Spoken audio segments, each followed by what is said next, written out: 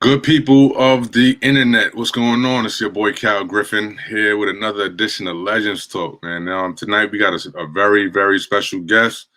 If you've been in tune with what's going on in the NBA, you know that the Knicks they're a hot topic. They're back, if you will. So we're gonna chat it up with one of the biggest Knicks fans that I've ever seen, and met personally. But yeah, everybody like, comment, subscribe. Make sure you go tell somebody to tune in. You know what I'm saying? We got some good content. Take a look at our previous interviews, and tonight we got a very special guest, man, Mr. Anthony Donahue, aka Anthony MSG, and they don't call him that for no reason. But we're gonna get into it, y'all. But like I said, like, comment, subscribe. You know what I'm saying? We here. And Legends Talk, y'all. Stay tuned. Tap in.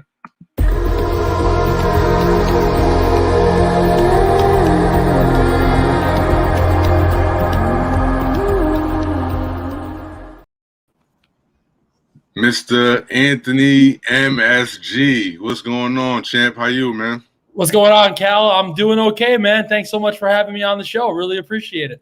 Hey, man, it's only right, man. It's only right. You know the headlines. You know what's going on out there on the scene. I do.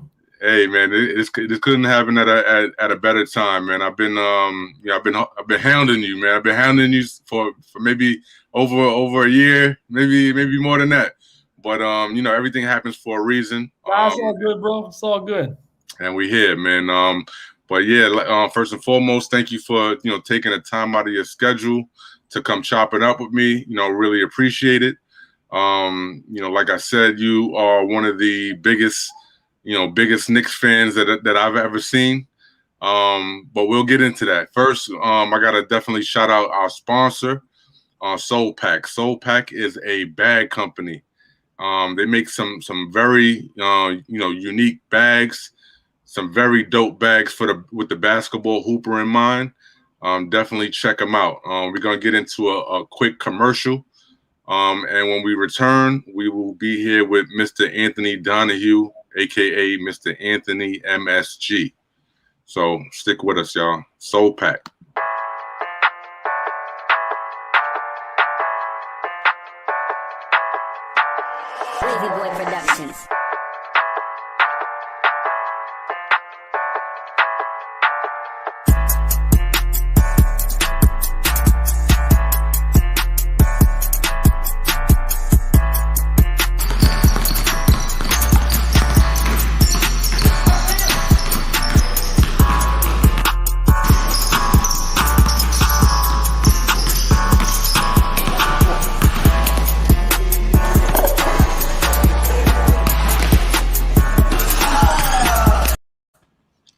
So yeah, that was Soul Pack. Everybody, make sure you go check them out on the web, thesoulpack.com. Follow their social media pages. Their Instagram page is @SoulPack. But yeah, man, check them out. But with no further ado, Mr. Anthony Donahue, man, what's going on, man? It's a pleasure to have you. Thank you so much for having me, man. I really appreciate it. Now, of course, man. Like I was saying earlier, man. There's no better time than right now, man, to bring you on to talk some Knicks, man. Sometimes in life, timing is everything, man. You know what I'm saying? Hey.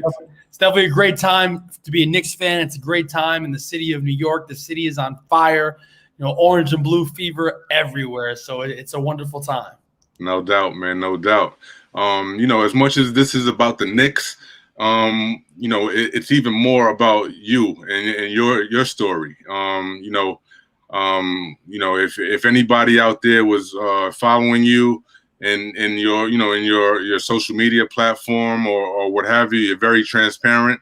I have to address the elephant in the room and send my condolences out to your sister. Who lost a battle not too long ago. And like I said, I've been following you and your journey for quite some time now, your ups, your downs, and again, you're very transparent on your social media. So, it was very it was very heartfelt to kind of go through that with you, Thank you. from afar. Thank you. It always felt like people, like obviously your close friends and family that personally, but it always felt like so many people that I never knew personally, or maybe just met once at a Knick game or whatever. It always felt like I was comfortable being transparent and documenting the things as they happen, as my sister wanted me to, believe it or not. This was all her idea. She wanted me to document everything as it happened. And I felt so comfortable that I could document with thousands of people, around the world that were following our story, and to feel so comfortable, even though you're so sad and you're so broken when it's happening. And I was broken, and I'm broken now. I'm broken every second. But as I say every day, man, I wake up every day and it's hard. There's days, or most days, I don't want to get out of bed, or maybe throughout, the night sleeping, I'm dreaming of my sister, and I'm dreaming of us just being together in the living room watching TV, or, getting ready to go to a Knicks game, or, going out to dinner, something we love to do. And I wake up, and some days, most days, waking up sucks. But I feel that I'm a powerful person. I feel I can't let her down. I feel so many people look to me for strength, and that, gives me a reason to live. It helps give me a purpose to live, and, just push forward every day, because nothing, and I mean nothing, is going to take away my pain. But I owe it to her and everybody that looks to me for inspiration to always do my best to push forward. No, that's no doubt, man. And with that said, man, going through that whole journey with you, kind of on the outside looking in, you just tore up emotionally, and I feel, can just feel, your pain and what you're going through. Everyone goes through some kind of loss or some kind of pain. But this one just hit different, It's because a child. It's a child. So it's gonna be different. It's a child. It's just hit different, man. A girl that I raised since I was a kid. Right. When I was 20 years old and she was 5, and I was bringing her to kindergarten. Right. But right now, she's like I saw on another interview you had, she's pulling some strings, man. She has the Knicks playing out of this world. She has Julius Randle. She maybe did something to Julius Randle that there's something going on there. That's for sure, right? Something's going on. Because we haven't been good in 8-9 years. So for this to happen, my sister knows only one thing can make me happy. Right. That's the Knicks winning. That's it. Yeah, that's the only thing that's going to put a smile on your face, right? And to have the season we've had, and have the joy we've had, and have Madison Square Garden reopen, and it's been overwhelming, man. It's been really overwhelming. I'm sure, man. I'm sure, mix of emotions, up and down, roller coaster, all of that stuff, man. But, I definitely want to rewind a bit, in terms of your story, right? Like when did you first experience, when did you get your first experience with the Knicks? And what kind of attracted you to the franchise, man? Because I'm a New Yorker. Yeah. But I didn't. My dad liked the Knicks. He was a diehard Knicks fan, and I just chose. I wanted to do anything to choose a team that would oppose, his Knicks. And so I can remember that. I can remember my first game at the Madison Square Garden with the Bomb Squad. You know who those guys are: Rod Strickland, Trent Tucker, Mark Tucker, Johnny Newman. Sky Walker, of course. Yeah, all of those guys. The coach. Right. Absolutely. Who'd you say was the coach? Rick Pitino. Okay, yeah. I was gonna say Stu Jackson for a second, but that maybe came a little bit. Stu was right after. Yeah. Stu was there. Stu was the coach when they went up to Boston and won that big Game 5. But the original Bomb Squad with the picture of them by like the plane was with Rick Pitino. Right. Okay.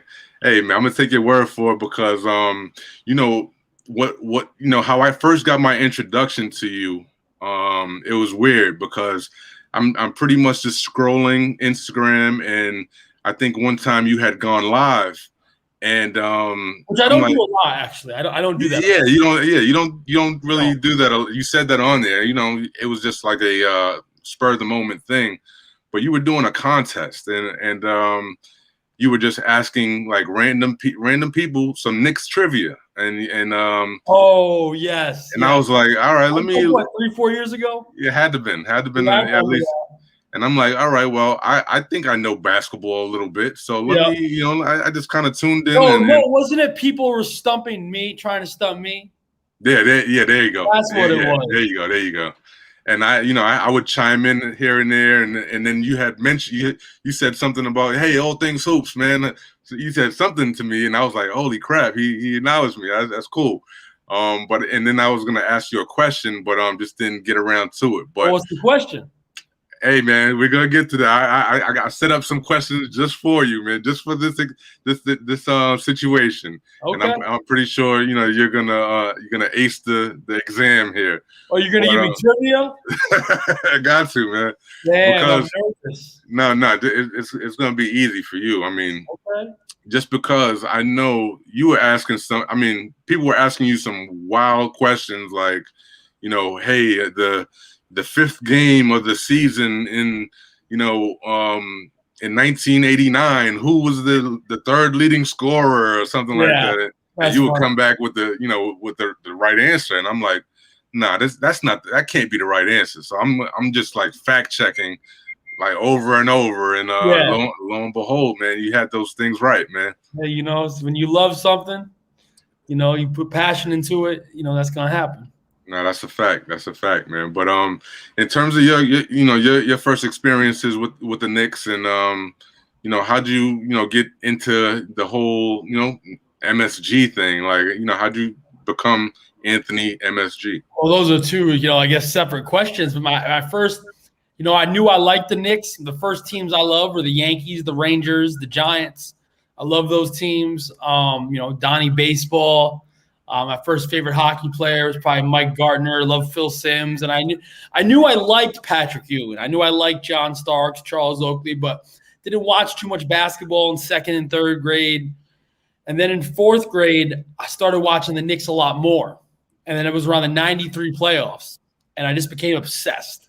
And as much as I loved the Giants, the Yankees, the Rangers, when I started watching the Knicks, something just took over me. And maybe I just love basketball a little more. I love the uniforms. I love the colors. I love the round ball. I love the PA announcer, Mike Washevsky. I loved hearing Marv Albert at the time. I loved John Andres. I loved everything about the Knicks. And not that I didn't love those other teams, because I did, and I still do, but nothing, and I mean nothing like the way I love the New York Knicks. Oh, hey, man. And then I went to my first game a year later, April 2nd, 1994, actually had the ticket stub to that right here. Wow. First Knick game I ever went to right here, April 2nd, 1994 versus the Miami Heat. Wow. You need to put that thing in a case or something, man. Yeah, I will. I got it on my little set right there, but it will be in a case at some point. Right. 26 years old now, so at some point should probably get in a case with some plastic. So my love for the Knicks it was organic. It wasn't really from anybody. My uncle's a Knicks fan. I was raised with my grandparents. My grandfather was a big New York Football Giants fan, big Brooklyn Dodgers fan. When the Dodgers left Brooklyn, he never cared for baseball again. Didn't really care for hockey or basketball. He loved football. So, yeah, nobody really loved the Knicks in my family. Love. And then I started watching them, and it was more than – it was just like my slogan. It was more than just being a fan. It was like – it was a lifestyle. It was a way you walked, talked, eat, slept, how you felt the day after a bad loss, how you felt the day after a big win, how you felt the morning of a big game that night. It was more than just watching. It is almost 30 years later, it's still a lifestyle. It's still everything that's a part of me. You can't mention Anthony Donahue and not mention the Knicks. No, that is a fact.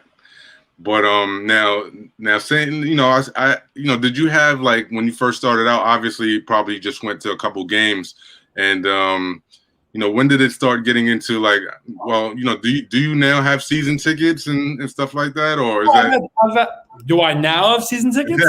I'm pretty sure you have season tickets, but I'm just saying, how long? I've had my own season tickets for 17 years. Oh, wow. Yeah. I've been going to games since 94. I've been going to probably every game since 2000, 2001. And I've been going, I was going, throughout high school. I was there, quite a bit, 10, 12 games a year. Then I was living 3 hours away in the Catskills. And then I moved back to the Bronx when I was 17 years old. And since then, I've been to almost every home game. But I became an official season ticket holder in 2004. But I went to almost every game in 2001, 02, 3, 4, But then I just finally got the package. Right. So, with that, people started seeing you a little bit more, and and so just trying to find out how did it kind of transform into, because now you're doing commercials and you're all over the place, man. I'm just trying to find out, when did it take that turn where somebody acknowledge you and say, hey, you're one of us, man. We see you all the time. Or I was going to every game, and I was very personable, and I always got along with people organically and never really forced things. And then I would say by 05, 06, like, it felt like everybody at the Garden knew me. And then I was interning at ESPN Radio, and I was working with Stephen A. Smith, Brandon Tierney, Michael Kay. I was working with those guys. I was 21, 22 years old. So I was rubbing shoulders with some cool people. I was, a kid helping produce the Knicks pre- and post-game shows for ESPN Radio. I was rubbing shoulders with Mike Breen and John Andres and, Gus Johnson and the players. And then, throughout those years, you become friends with everybody. You become friends with the big people. You become friends with all the security guards, the ushers, the people that work in the bathrooms, the people that cook food. I mean, everybody, a lot of people that work at the Garden now were there when I was 10 years old. Right. It's a family there, man. It's more than just people that work there. It's a family. It's a real tight-knit community there. It really is. Yeah, I like the security guards in the Garden. My guy Tim, shout out to my guy Timmy. I don't know if you know that guy or not, but they have a hell of a staff over there. I was gonna ask you, a little bit further along, but since we're right here, in terms of the how the in the headlines, the Knicks have been the situations with like the Charles Oakleys and the Spike Lees and the even the Patrick Ewings. The Ewing thing to me wasn't really a story. It was kind of like, I thought Patrick was having some fun with it. It ended up becoming a big deal when it never should have at all. Right. How do you feel about about that? And a little silly. I mean, I think some security guard who didn't know who Patrick Ewing was and was just like, "Let me see your badge." And maybe Patrick had some fun with it at the press conference after Georgetown played, and like usual with things with the Knicks, it got blown out of proportion. Saying how the New York Knicks don't treat their legends right. It had nothing to do with the New York Knicks organization. Had to do with one security guard or usher that was like, wear your pendant. Right. Or, wear your credential. And Patrick, who knows how it happened. I'm not taking sides. Right. It was silly. It was a whole lot of nothing. Yeah. And therefore, the media can say, well, the Knicks don't treat their legends correctly. And it wasn't a Knicks issue. It was one security guard and maybe they handled it wrong. I'm not taking sides for it. Right. Maybe the security guard was completely wrong. But what I'm saying is that it wasn't a New York Knicks issue. Right. It was probably just a security guard. Exactly. Yeah, security guard's boss said, hey, you better check everybody's badge that comes through here. I don't care if he's Michael Jordan coming through here. Exactly. It was probably something like that. Right. It is what it is. So now, like, most NBA fans or most, fans in general are generally looking at a team from afar, right? Now you've been able to kind of infiltrate the inner circle or inner workings of Madison Square Garden, the Knicks, the whole culture. Do you have a one memory, one memorable time that you can remember, and that was just like mind blowing to you in terms of all the years that you've been going to the Garden and supporting the Knicks? Yeah, I would say the first time I shot a basket at the Garden, it was in 2005. I was with Brandon Tierney. We were working at an event actually for the NBA draft, and we were out there early. There was a couple basketballs out there, and I took a couple shots, and it was, I was like, whoa, am I shooting hoops on the Garden? And over the years, I've gotten to play on the Garden. I've hosted pickup games at the Garden where I'm on the mic, but this is, 15, 16 years ago. So now Right. I never want to say I'm used to it because I love every second of what I do when I get an opportunity to do things like that. But at that time, you're 21 years old. You can't believe you're in that situation. Right. You can't believe you're on the court at Madison Square Garden. Right. So that was an unreal feeling. Like, wait, not only am I on the court at Madison Square Garden, but I have a basketball in my hands. And wait, and I took a couple shots and I knocked them down too. I remember, doing my first New York Knicks game. I think they played the Hornets at that time when Dwight Howard was there, Kemba Walker was there, and I couldn't believe that I was standing on the court. I was like, there's something about the Garden. There's something about what the Garden does to you. Right. And I've been to a lot of NBA arenas. I've been to a lot of stadiums. There's nothing, and I mean nothing, like the world's most famous arena, Madison Square Garden. There's nothing like it. Hey, shameless plug right there, man. Shameless plug. I'm a pro. I know how to do this. I've been around these streets. You know what I'm saying? Of course, man. Of course. So, with everything that you've mentioned, who's your favorite all-time New York Knickerbocker and why? There's a few. Patrick Ewing is number one because he was just the best player I grew up with. I loved him. He was, he was my favorite. But my hero was John Starks because I played like him. Although I probably wasn't as good on defense, but I shot a lot of threes. I pounded my chest. I was raised by my grandmother, just like John Starks was. I wore the wristband, just like John Starks. I shot a lot of threes. If I banged a three, I'd go like this. Just like, so John Starks was my hero, man. He was the guy that I wanted to be like. Like, I love Patrick Ewing, but I never wanted to be like Patrick Ewing. Right. I had a couple pairs of Ewing sneakers, but I was a guard. I didn't want to wear the knee pads. You know what I'm saying? I wanted to be like John Starks. I wanted to walk, talk, act, shoot, play like John Starks. Yeah, and even hearing the name over the PA, is just unreal. John Starks. Exactly. And could you slam dunk like John? I know you got a couple bodies, man. You got not much of a dunker. 5'7", 5'8" on a good day. Right, not much of a dunker, my man. Nah, it's all good. It's all good. Now, in terms of your favorite New York Knicks coach, they've had a few well-known guys kind of go through the ranks.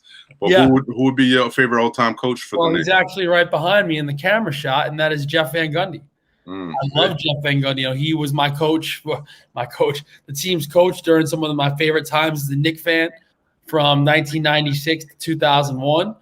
He was a great coach, fun personality. He was always kind of nuts. And also, we haven't won much since Jeff left. So when you think of those winning teams, you think of Jeff. You don't think of all those other coaches the last 20 years because those teams didn't win. Granted, Jeff's teams never won a championship, but they won every year. They mattered every year. You know what I'm saying? So Jeff Van Gundy, and of course our coach now, Tom Thibodeau.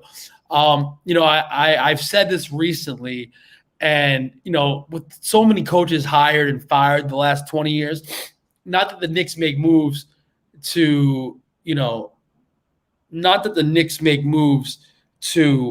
appease the fans, but there was no moves that the Knicks were going to make that were going to get me a coach. There was no coaches the Knicks could have hired that could have got me excited except two names.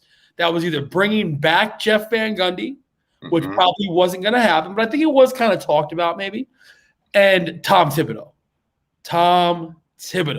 That was it. They kind of got the same kind of feel to the tough nose, defensive minded. Just go aggressive, go get it kind of attitude. They kind of and one of my favorite all-time moments for Jeff, which is probably a lot of people's moment, is when he was hanging on Alonzo Mourning's leg there when LJ and him squared up. And Yep. were you at that game? I wasn't at that game, no, but I remember watching it like it was yesterday. Oh man, I was in ninth grade. I was in ninth grade, end of Game 4 of the 1998 first round series versus Miami. The Knicks were down 2-1, had to win that game to tie the series. They did tie the series, and with that fight, Larry Johnson was suspended. So was Chris Mills, but the Heat lost Alonzo Mourning, and the Knicks went down to Miami in a deciding Game 5 on a Sunday afternoon, and actually blew them out to win the series. Hey man, this is why I call you the biggest New York Knicks fan, in the world, man. And I appreciate it. That's why I'm here. Of course. All right, just kind of keeping it going, right? How do you feel? Oh well, in terms of being a Knicks fan, like when Jeremy Lin, when Carmelo Anthony was out, Amari Stoudemire was out, Jeremy Lin was in. And he made that terrific run, helping the team, kind of win a few games when all hope was kind of out the window. How did you feel with that? Were you kind of like, all right, let's get Carmelo back in here, or were you like? Always, Carmelo Anthony was in his prime, so you always want Carmelo back. It was a fun time. I didn't think it was going to last long, and it didn't, but it was fun. Especially when it was 2012, and you hadn't had a lot of good basketball for the last 11 years. So you'll take whatever you can get. And it was awesome. It was a lot of fun. I didn't think Jeremy Lin was about to become Michael Jordan, but for those few weeks, it was a ton of fun. We were the darlings of the media around the world. Forget the country, the world. And for 2 weeks, the New York Knicks were a global sensation. That is true. They, dominated the headlines, and Linsanity was born. Right. Exactly. I thought he could have used a couple more games. Let him get just a little bit more. But they kind of got him out of there and got back to the regularly scheduled programming. And but in terms of winning, man, the Knicks have been kind of subpar for so long, right? Yeah. How do you just keep going, man? Because I've seen even the most diehard fans kind of lose interest and just kind of lose it, man, in terms of their passion and their love for the Knicks. Yeah, no, it's understandable. When you love something, or you don't want to give up, and the Knicks have at times could make people give up. And there's times where, of course, towards the end of a season where over the years, like maybe I'm not going to go to the game one night. I go to 99% of them. Maybe it's a Sunday night and the Knicks are 20 games under 500. Maybe I'm not going to go tonight. Right. Maybe I'm not going to watch on the road on a night in February when we're 30 games under 500. But doesn't mean you give up. Doesn't mean you throw in the towel. You stick by your team through thick and thin. Because eventually moments like this year happen where, it wasn't expected even to make the playoffs, and here you are hosting Game 1 in your gym. That's why you don't give up, because of moments like that. No, that's absolutely correct, man. Now, with that said, where do you see this year's squad going, man? Do you is it every year? Is it like championship or bust, or is making the playoff? Is making the playoffs good enough for you, or what? Playoffs in 8 years, it's hard to say championship or bust. Right. I'm just taking this 1 second at a time. I'm not here to make predictions. The Hawks are a tough matchup. Everybody says they want the Hawks because they're not the Sixers, Nets, to the Bucks.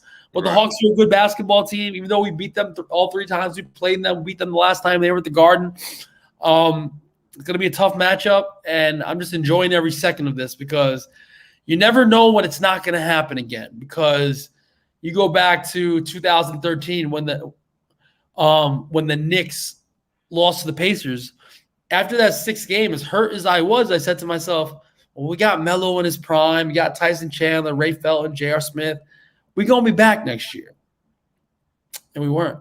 Right. Not only were we not back, we didn't even make the playoffs the next year.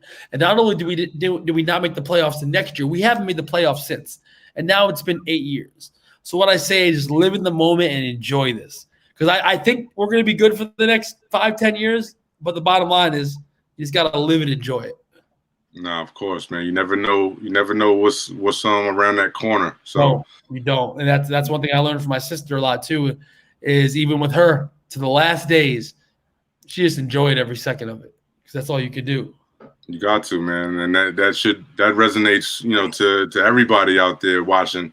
Live like it's your last day, man. You never know what's around the corner, and exactly. be humble. Be nice to people, and and things will work out. 100%, man. 100%. For sure.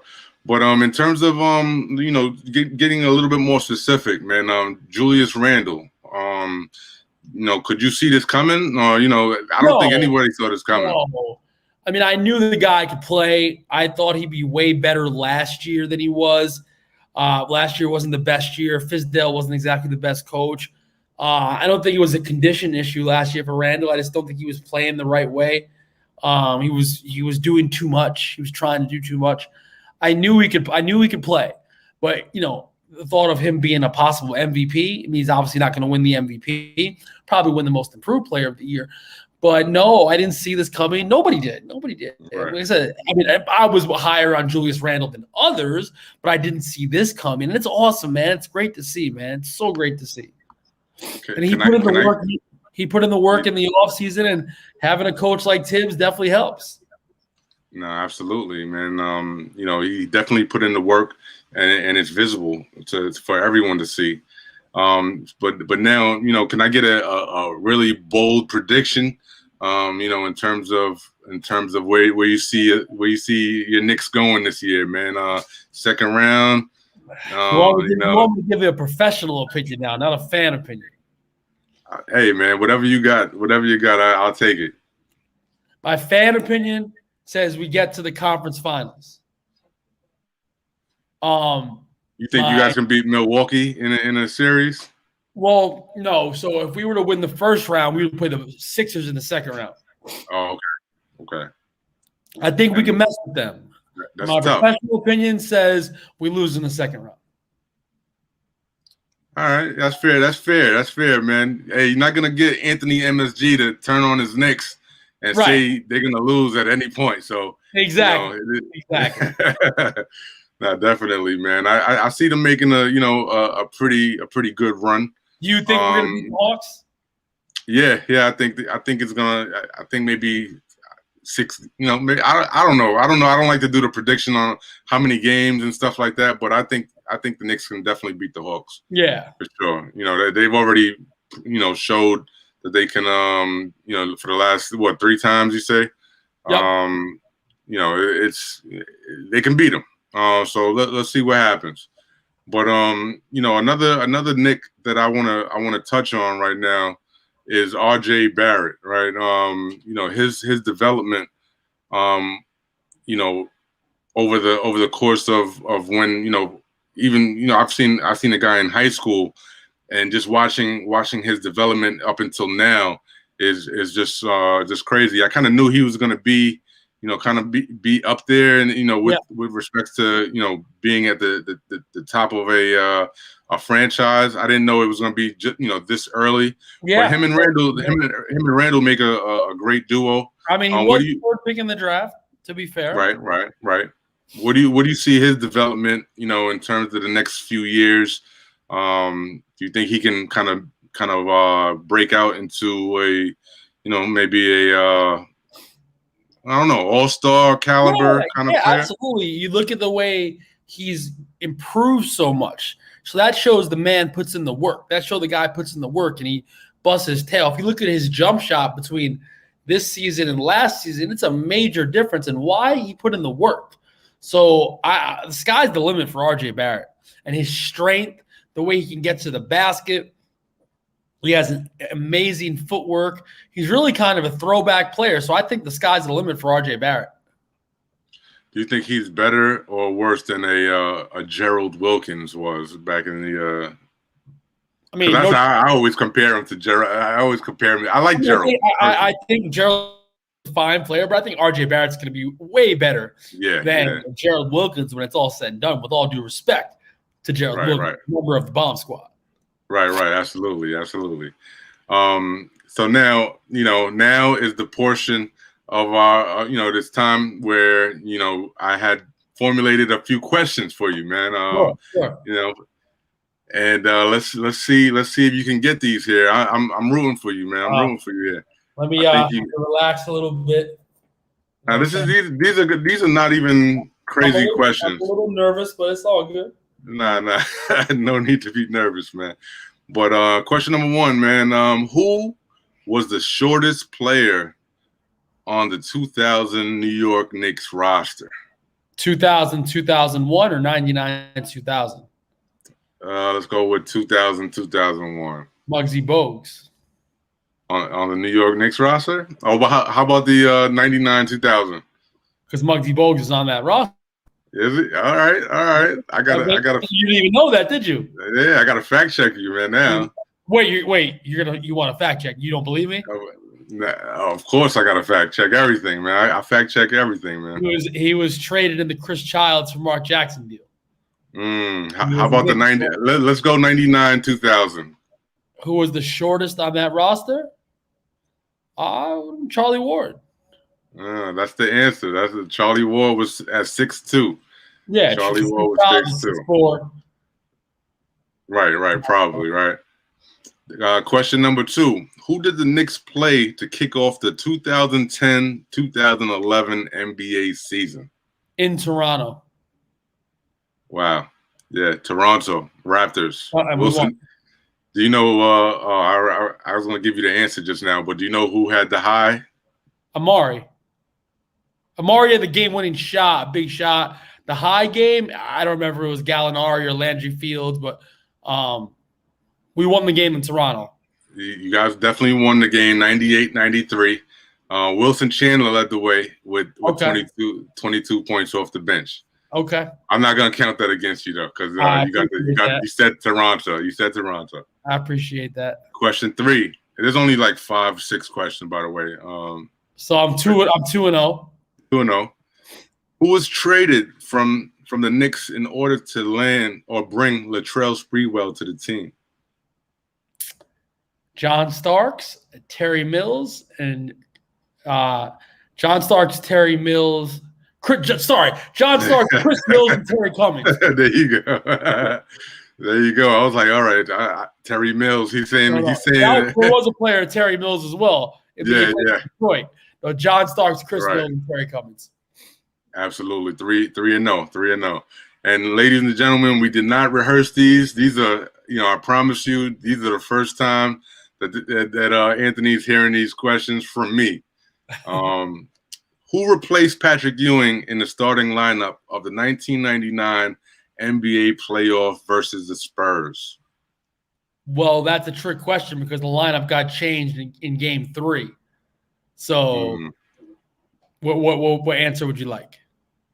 What you got? Well, in games 1 and 2, the starting center was Chris Dudley. In games 3, 4, and 5 was Marcus Camby. Okay. So the answer that I had was Chris Dudley was chosen. Right. Like you said, Chris Dudley was chosen to play alongside Marcus Camby to tackle the Twin Towers. Chris Dudley. Well, he didn't. Marcus Camby didn't start next to Chris Dudley though. 4-0, man. 4-0. I know. All right, let's go. Carmelo Anthony immediately made his presence felt in his first couple of games as a Knick. Yep. He hit a game-winning basket to help beat which team? Memphis. Yes, absolutely correct. Grizzlies, the Memphis Grizzlies. Carmelo hit the he led the team.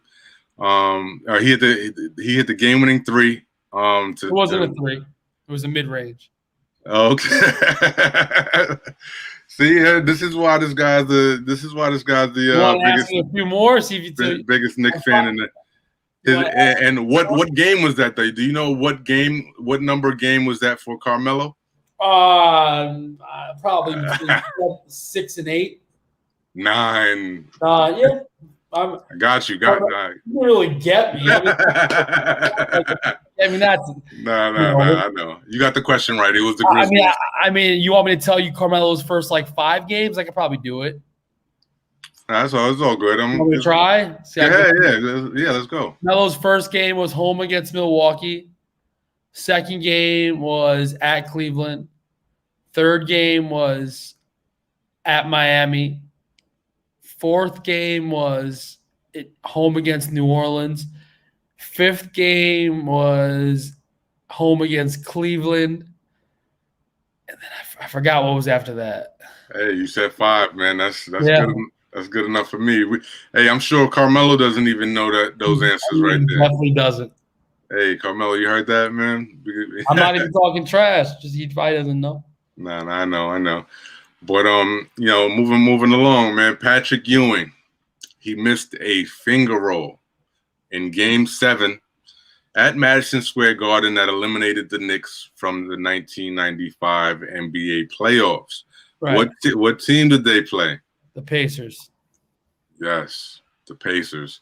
And the Pacers actually blew a 3-1 lead to have to play that Game 7 at MSG. That's correct. The year before, they blew a 3-2 lead in the semis, and that was the 3rd year in a row that they faced the Pacers.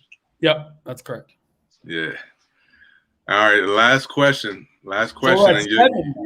You're gonna do a clean sweep here, man. Clean At sweep. some point, you're gonna get me. This is a really easy one though. Who wore jersey number 40 in the late 90s and early 2000s? Kurt Thomas. Hey, man. Hey, I can't stump this guy, man. I can't stump this guy. But hey, the Knicks,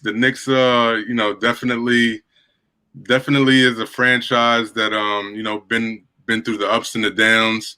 As you have been with the franchise, and you're still riding the wave, man. So I definitely salute you for that. I salute you for taking the time out of your schedule to come kick it with me for a few minutes.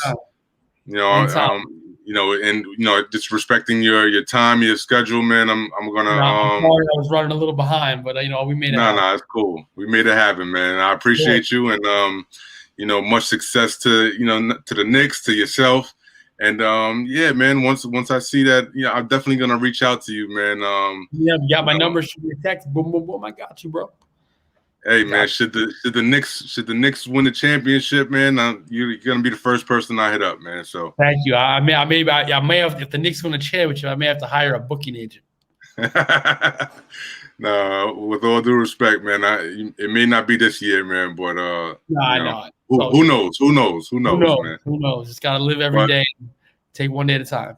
Ladies and gentlemen, the biggest Knicks fan in the world, Mr. Anthony Donahue, aka Anthony MSG. I appreciate you, champ. My pleasure, man. Have a good one. All right, man. Stay up.